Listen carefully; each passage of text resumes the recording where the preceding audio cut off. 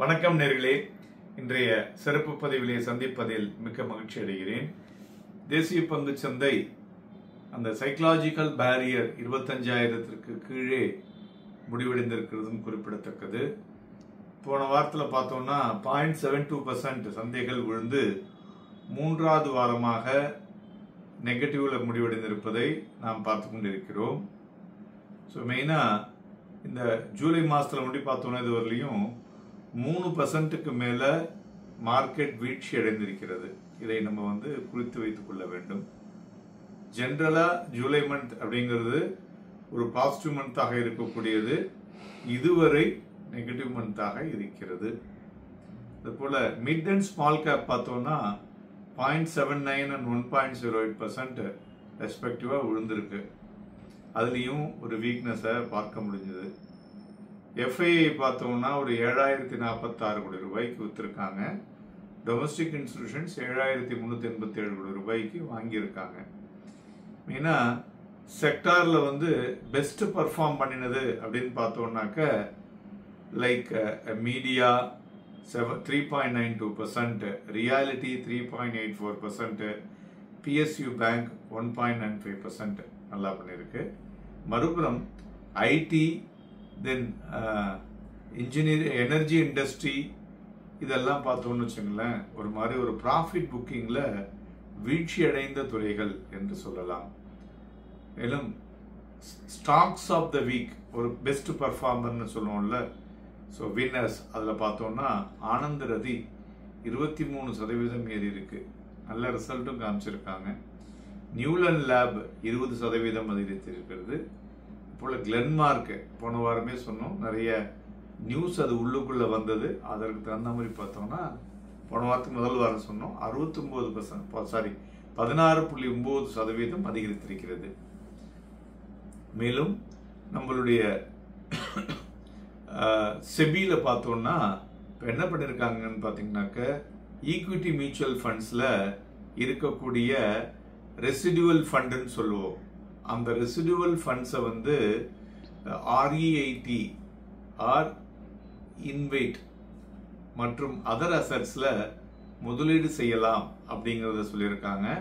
ரெண்டாவது அதையும் இந்த நியூ அசட் கிளாஸ் ஸ்டேட்டஸில் அது இன்னும் கொஞ்சம் மெருகேற்றப்படும் என்றும் இதனால் எதிர்பார்க்கலாம். ஓகேயா? அதுபோல் சிமெண்ட் அண்ட் ஸ்டீல் பார்த்தோன்னா output in April to May ஒரு பெட்டராக இருக்கு, அப்பா இருக்கு. அதுபோல் மறுபுறம் பார்த்தீங்கன்னாக்க power generation and fertilizers output ஒரு 10% குறைந்திருக்கிறது.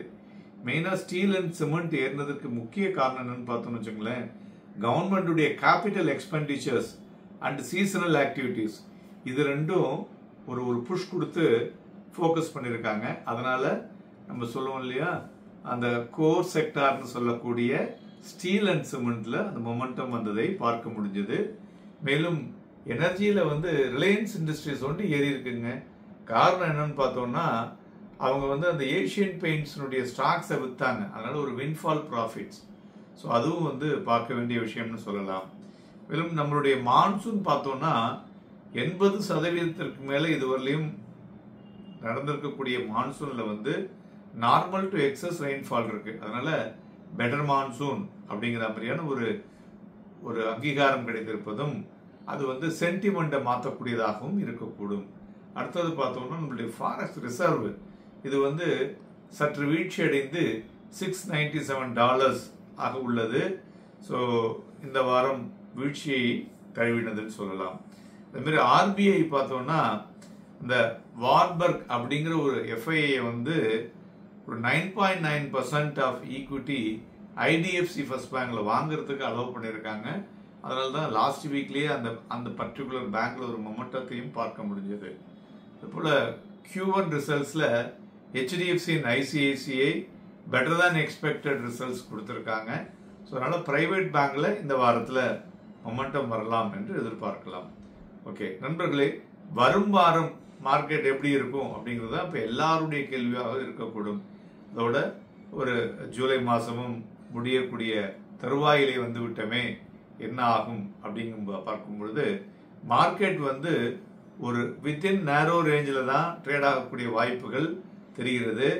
மேலும் முதலீட்டாளர்கள் எல்லோருமே இந்த announcement of Indo US trade deal இருக்கு இல்லையா, அதுதான் ரொம்ப முக்கியமாக எதிர்பார்த்துட்டு இருக்காங்க. அதில் வந்து ஒரு 2 துறைகளுக்கு ஒரு பெரிய ஒரு எதிர்பார்ப்பு இருக்கு. ஸோ அதனால அது வந்து ஒரு மேஜர் ஒரு ட்ரிகராக சந்தைகளுக்கு இருக்கக்கூடும் என்று எதிர்பார்க்கலாம்.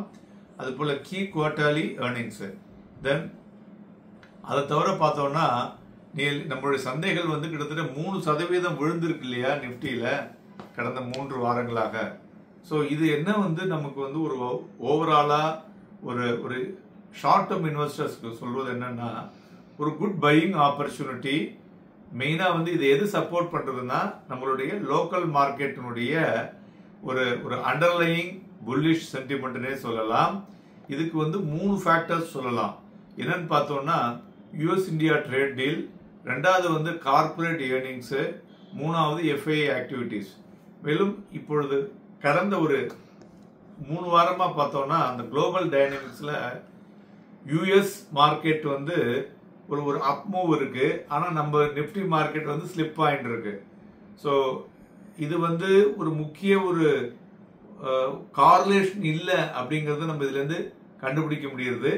மெயினா வந்து இந்த டாக்கோ, அதாவது இந்த ட்ரம்ப்னுடைய எஃபெக்ட் தான் மார்க்கெட்ல மாத்தி மாத்தி ஒவ்வொரு இடத்துலயும் ஒரு மாதிரியான ஒரு இன்புட்டை கொடுத்துருக்கு.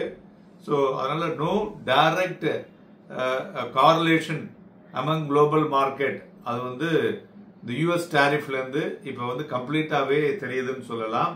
ஸோ அதனால யூஎஸ் ரேலி இருக்கு, அதர் மார்க்கெட்லாம் வேற மாதிரி இருக்கிறதுனால இப்ப இனிமே மார்க்கெட் வந்து லோக்கல் மார்க்கெட்ஸ் எல்லாம் அந்த லோக்கலா என்ன டொமஸ்டிக் ஃபேக்டர்ஸ் தான் டிரைவ் பண்ணி மேலே செல்லக்கூடிய வாய்ப்புகள் அதிகமாக இருக்கக்கூடும், rather than the global cues. இதை வந்து கண்டிப்பாக மைண்ட்ல ஏற்றிக் கொள்ளுங்கள். அதுபோல வரும் வாரத்தில் பிஎம்ஐ டேட்டா இருக்கு, both US and India. And Q1ல வந்து கீ கார்பரேட்ஸுடைய ரிசல்ட்ஸ் இருக்கு, அதுவும் முக்கியமான விஷயம். துறைகளை பார்க்கும் பொழுது PSU பேங்க், ஏன்னா அதில் பார்த்தீங்கன்னாக்க ஃப்ரெஷ்ஷாக வந்து நிறைய பணத்தை உள்ளே கொண்டு வரதுக்கு உண்டான இன்புட்டை வந்து சென்ட்ரல் வந்து அந்த நார்ம்ஸ் எல்லாம் சேஞ்ச் பண்ணியிருக்காங்க. So it is positive to the செக்டார்னு சொல்லலாம். அடுத்தது டூரிசம் அண்ட் ஹாஸ்பிட்டாலிட்டிக்கு நிறைய ஃபோக்கஸ் கொடுத்துருக்காங்க. 2வது மான்சூன் பெட்டரா இருக்கிறதுனால அந்த துறைகளும் நன்கு இருக்கும் என்று எதிர்பார்க்கலாம். இப்போ கேபிள் அண்ட் ஒயர், இந்த Q1 ரிசல்ட்ஸ் வந்தது வந்து பாசிட்டிவா இருக்கிறதுனால அந்த துறை இந்த வாரமும் நன்கு பண்ணக்கூடும். ஏன்னா ரியாலிட்டி செக்டார் பெட்டரா இருக்கும்பொழுது கேபிள் அண்ட் ஒயரும் பெட்டராக இருக்கக்கூடும்.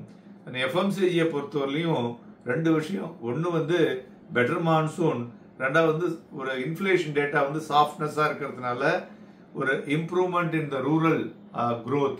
ஸோ அதனால எஃப்எம்சிஜிலையும் மொமெண்டம் இருக்கக்கூடும். தென் மெட்டல் செக்டாரை பொறுத்தவரை பார்த்தோம்னா பாசிட்டிவாக இருக்கிறது. ஏன்னா JSW ஸ்டீல் வந்து ஒரு பெட்டர் தான் எக்ஸ்பெக்டட் ரிசல்ட்ஸ் கொடுத்ததுனால அந்த துறைகளும் நன்கு இருக்கும் என்று எதிர்பார்க்கலாம். டெக்னிக்கலா பார்த்தோம்னா நிப்டி வந்து டெய்லி அண்ட் வீக்லி ஃப்ரேம்ல ஒரு பேரிஷ் மூமெண்ட்ல தான் இருந்துகிட்டு இருக்கு. ஆனா இந்த வாரம் நம்மளுடைய key domestic inputs as well as the global input தகுந்த மாதிரி மார்க்கெட்ல ரியாக்ஷன்ஸ் வரக்கூடும். பட் 25,000ங்கிற லெவல் இந்த ஜோன் இருக்கு இல்லையா, so very very comfort zone சொல்லுவோம். அந்த 25,000 தாண்டி மேல நின்னுதுன்னா 25,150 to 25,250 வரலையும் சொல்லக்கூடிய வாய்ப்புகள் இருக்கும். அதில் தாக்கு பிடிக்க முடியல அப்படின்னா 24,800 மற்றும் 24,650 விழுந்ததுன்னா 350 பாயிண்ட் அல்லது 400 பாயிண்ட் விழலாம். ஏறுனதுன்னா 250லேருந்து 300 பாயிண்ட் ஏறலாம். ஸோ இதுதான் இந்த வாரத்தினுடைய ஸ்கேல் இன் நிஃப்டி. பேங்க் நிஃப்டியை பார்த்தோம்னா 16 செஷனுக்கு அப்புறம் பிரேக் டவுன் ஆயிருக்கு. 56,500ங்கிறது வந்து ஒரு கீ ஏரியா டு வாட்ச். ஆனால் சென்ட்ரல் கவர்மெண்ட்டினுடைய இப்போ புது இனிஷியேட்டிவ்னால பேங்கிங் செக்டார்ல வந்து ஒரு பெட்டர் மூவ்மெண்ட் வரலாம். அதே மாதிரி பிரைவேட் பேங்க்ஸும் பெட்டர் ரிசல்ட்ஸ் காமிச்சிருக்கு. அதுலயும் வந்து மொமெண்டம் இருக்கக்கூடும் என்று எதிர்பார்க்கலாம். அதனால வரும் வாரத்துல ஒரு புல்லிஷ் சென்டிமெண்ட்டை வந்து ஒரு 80% எடுத்துக்கலாம், பேரிஷ் சென்டிமெண்ட்டை 20% எடுத்துக்கலாம். நாளைய தினம் நம்ம சந்தைகள்ல வாங்கி விற்பதற்கும் விற்று வாங்குவதற்கும் ஏதுவாக இருக்கக்கூடும். Happy and profitable week. நன்றி, வணக்கம்.